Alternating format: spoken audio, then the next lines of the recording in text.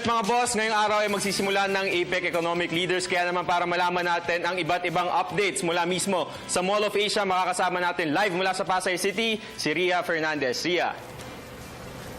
Hi Jules, good morning. At ngayon nga ay humina na yung biglang buhos ng ulan kanina nung tayo ay nagra-radyo vision, nagbibigay ng update para nga dito sa APEC 2015. At ngayon nga ay nandito tayo sa APEC International Media Center sa World Trade Center sa Pasay City. At wala pa naman tayong natatanggap na abiso mula sa Pag-asa kung merong namumuong sama ng panahon.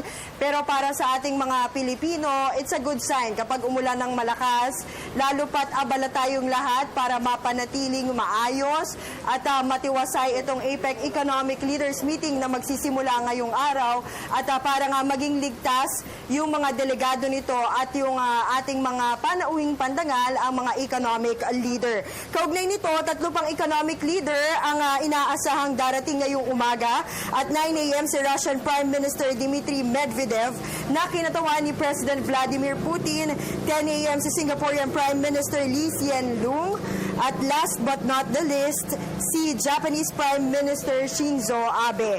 Bago ang mga aktibidad para sa AELM mamayang hapon ay may mga pagsasalita sa APEC CEO Summit sa Makati, Shangri-La ang ilang APEC leader tulad ni US President Barack Obama at Chinese President Xi Jinping.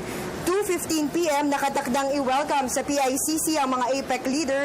Sunod dito ang plenary session nila kasamang ABAC members. Alas 7 naman ng gabi tutungo sa MOA Arena ang mga economic leader kasama ang kanilang mga kabiyak para sa isang family photo session na susundan ng welcome dinner at speech ni Pangulong Benigno Simeon S. Aquino III. Samantala, Jules, mas hinigpitan ang seguridad dito sa International Media Center. Wala na ngayon pero kanina ay kitang-kita namin yung pag-amoy ng mga K9 at saka yung pagsisipat ng mga security personnel dito sa lahat ng bagahe ng media members na i-dispatch nila patungo doon sa mga meeting venues kung saan nandoon ang mga economic leader. It's a whole of government approach po ang ating stratehiyang ipinatutupad para nga maging matiwasay at mapayapa itong APEC Summit at syempre hinihiling po ng pamahalaan ang pakikiisa at kooperasyon ng publiko para nga maging ligtas ang ating mga panauhing pandangal habang nandito sa ating bansa. Jules? Alright, thank you so much, Ria Fernandez. Live na nag-uulat mula sa Pasay City. Siyempre, para yan sa lahat ng mga updates ng APEC. Kaya tuloy-tuloy lang po ang inyong pag-antabay dito sa PTV4 para sa lahat ng mga bagong balita hinggil sa APEC.